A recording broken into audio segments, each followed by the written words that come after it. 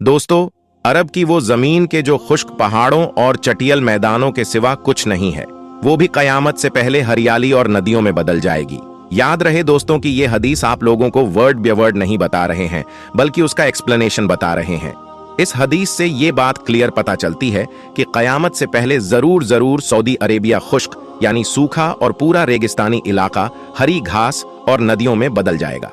अब आप लोग जरा इमेजिन कीजिए कि आज से 1450 साल पहले जब आखिरी पैगंबर यानी हजरत मोहम्मद सल्लल्लाहु अलैहि वसल्लम ने अपने फॉलोअर्स को, साहबा इकराम को कयामत की निशानी बताई होगी, तो आखिर उन लोगों ने कैसा महसूस किया होगा। क्योंकि एक ऐसा जमीनी इलाका, एक ऐसा सूखा इलाका कि जहां पिछले हजारों सालों से सिवाय रेगिस्तान के कुछ नहीं था, वहां के बारे में अगर कोई अचानक से यह कहे कि आने वाले दौर में यानी भविष्य में ये पूरा इलाका खुश्क और रेगिस्तान से हरा भरा और नदियों से भर जाएगा, तो जाहिर है हैरान होना एक वाजिब बात है। मगर वो बात सच साबित हुई और आज के दौर में हम लोग खुद अपनी आंखों से मौसम के बदलाव की वजह से सऊदी अरेबिया में ये सब कुछ होता हुआ देख सकते हैं। मगर अब सवाल ये भी होगा कि हरियाली तक तो ठीक है, क्योंकि वो तो हम लोग खुद अपनी आंखों से भी देख रहे हैं, मगर अब सवाल ये है कि सऊदी अरेबिया में नदियां कहां से आएगी। क्योंकि ये तो जाहिर बात है कि अभी तक भी सऊदी अरेबिया में एक भी नदी मौजूद नहीं है। लेकिन अब ये हदीस आगे चलकर बिल्कुल सही साबित होने वाली है, क्योंकि सऊदी में कुछ ऐसा ही हुआ है।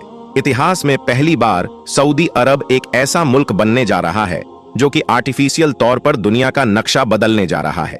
यानी सऊदी अरब अपना खुद का एक आर्टिफिशियल दरिया यानी नदी बनाने जा रहा है, जो कि फ्रेश वाटर यानी पीने के पानी के लिए होगा।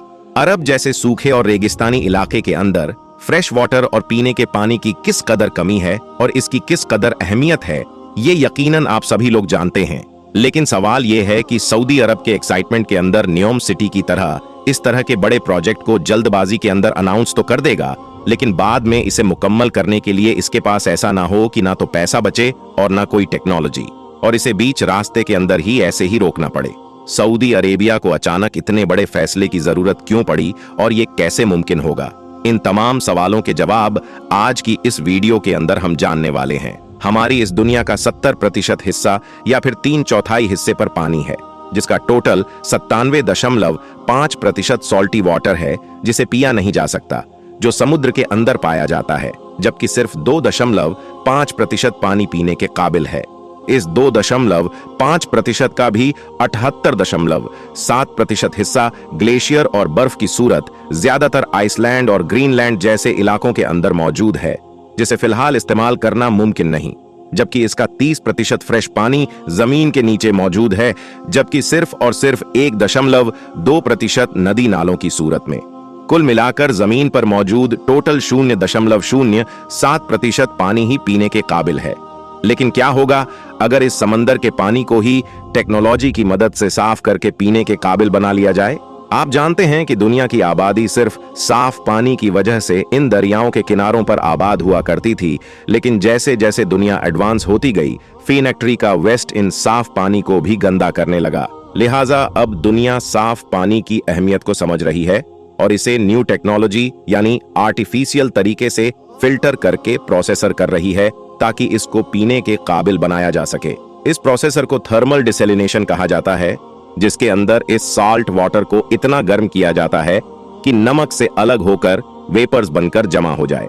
इन्हीं वेपर्स या पानी के कतरे को जमा करके पीने का पानी इकट्ठा कर लिया जाता है, जिसे खास तौर पर मिडिल ईस्ट के मुल्क सऊदी अरबिया और यूएई समेत ऑस्ट्रेलिया, अमेरिका के कैलिफोर्निया के अंदर भी इस्तेमाल किया जाता है, जहां पर फ्रेश वाटर की कमी है। इस प्रोसेसर के अंदर सबसे बड़ी 3 रुकावटें हैं।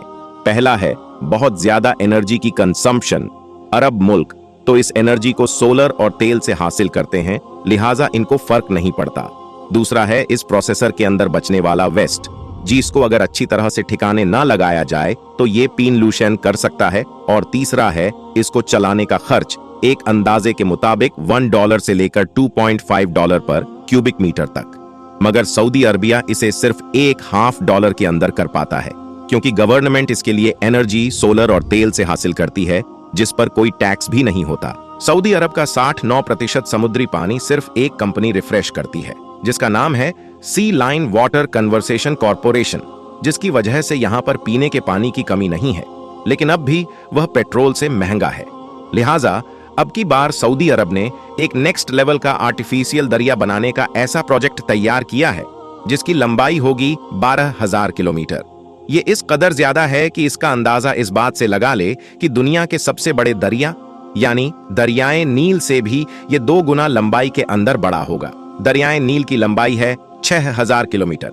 इस प्रोजेक्ट का नाम King Salman water conveyance project रखा गया है, जिस पर $500 मिलियन का खर्चा होगा। लेकिन अगर टाइम के साथ साथ इन्फ्लेशन बढ़ती रही, महंगाई बढ़ती रही, तो ये $800 मिलियन तक भी जा सकता है। और ये आर्टिफिशियल दरिया बाकी कुदरती दरियाओं जैसा बिल्कुल नहीं होगा, बल्कि इसे अंडरग्राउंड बड़े बड़े कई पाइपों से मिलाकर बनाया जाएगा। और ये एक पाइप 11 मीटर चौड़ा, 4 मीटर डीप और इसका डायमीटर होगा 22 मीटर, जो सऊदी अरेबिया के हर एक एग्रीकल्चर लैंड में से गुजरकर इस तक फ्रेश वाटर को पहुंचाएंगे। अगर इन तमाम पाइप्स की लेंथ को जमा करे तो ये टोटल 1,26,000 किलोमीटर बनती है। समंदर का यह पानी हासिल किया जाएगा सऊदी अरब के साथ मौजूद रेड सी से, जिसे प्रोसेसर से गुजारकर फ्रेश वाटर के अंदर बदला जाएगा।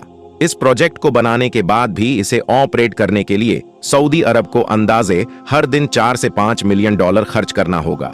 सऊदी अरब में क्योंकि नदी या फिर पानी को पहुंचाने का कोई सिस्टम मौजूद नहीं है, तो ये प्रोजेक्ट इस बड़े प्रॉब्लम को भी हल कर सकता है। वो मुल्क जिसका 90% हिस्सा वीरान और रेगिस्तानी है, जहां पर गर्म तापमान, ठंडी और गर्म हवा का मिलाप ना होने की वजह से बारिशें भी कम होती हैं। और रही सही कसर पूरी कर दी है अब के ग्लोबल वार्मिंग ने, जिसकी वजह से आज यहाँ पर रेगिस्तान के अंदर तापमान इस कदर बढ़ गया है कि अगर यहाँ पर कोई कुदरती दरिया, कोई नदी मौजूद भी हो तो वह फौरन सूखी हो जाए। और यही वजह है कि अब इस पानी को अंडरग्राउंड पाइपलाइन की शक्ल में शिफ्ट किया जा रहा है ताकि ये सूख ना जाए। सऊदी अरब के जमीन के नीचे मौजूद 80% पानी, जो कि फ्रेश वाटर है, अब तक एग्रीकल्चर के लिए इस्तेमाल किया जाता है, जिसकी वजह से वह आहिस्ता आहिस्ता जमीन के नीचे कम हो रहा है। और यही वजह है कि सऊदी अरब की एग्रीकल्चर भी टाइम टू टाइम कम होती जा रही है और इसे ज्यादातर अपने लिए फ्रेश वेजिटेबल्स, फ्रूट्स, गेहूं और चावल जैसी बुनियादी जरूरतों को पूरा करने के लिए इन्हें अपने देश के अंदर इंपोर्ट करना पड़ता है, जो कि बहुत ही महंगा पड़ता है। लेकिन अगर इस प्रोजेक्ट के बाद सऊदी अरब अपनी एग्रीकल्चर को बढ़ा पाता है, तो वो खर्चा जो कि $20 बिलियन के करीब बनता है, इन पर इंपोर्ट करने के बजाय सऊदी अरब न सिर्फ इस डिमांड को पूरा करने के लिए अंदर खुद सक्षम हो जाएगा, बल्कि इन चीजों को दुनिया के अंदर बेचकर पैसा भी कमा सकेगा और साथ ही साथ अपने इन रेगिस्तानी इलाकों को भी इंसानों के रहने के काबिल बना सकेगा, जो कि इससे पहले मुमकिन नहीं था। और इसकी वजह से सऊदी अरब $1 मिलियन लगाकर $1 बिलियन फ्यूचर के अंदर आसानी से कमा सकता है। नियोम सिटी जैसे बड़े बड़े शहरों को भविष्य के अंदर इसी रिवर से फ्रेश वाटर पहुंचाया जा सकेगा, जो कि इसके विजन 2030 का हिस्सा है, जिसके मुताबिक सऊदी अरब आयल पर अपनी डिपेंडेंसी को बहुत हद तक खत्म करके इसको टोटली टूरिज्म पर और पूरी दुनिया से इन्वेस्टमेंट को अपने देश के अंदर लाने पर इन्वेस्ट करेगा। यानी ये प्रोजेक्ट सऊदी अरब के फ्यूचर के लिए वक्त की एक अहम जरूरत है, क्योंकि आज नहीं तो कल आयल खत्म हो जाएगा, क्योंकि अब एनर्जी का जमाना है। तो सऊदी इस बारे में सोचकर अपनी जो इकोनॉमी है उसको टूरिज्म पर ले जाना चाहता है, ताकि लोग वहां पर घूमने के लिए आए। जैसे आज लोग दुबई जाते हैं और बाहरी मुल्क में घूमने के लिए जाते हैं, लेकिन यह प्रोजेक्ट जितना सुनने के अंदर आसान लग रहा है उतना है नहीं।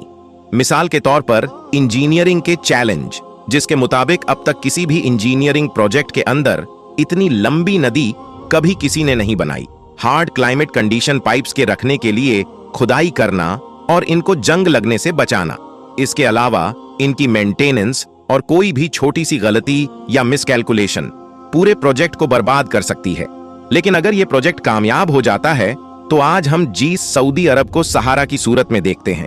रेगिस्तानी इलाकों में जानते हैं, यहां पर हर तरफ ग्रीनरी, सब्जा और हरियाली होगी और 1400 साल पहले बयान की गई कयामत की एक निशानी भी हम अपनी आंखों से पूरा होते हुए देख पाएंगे, जिसके मुताबिक हदीसे मुबारका में आता है कि कयामत तब तक कायम नहीं होगी जब तक कि अरब के सहरा सब्जे के अंदर बदल ना जाए।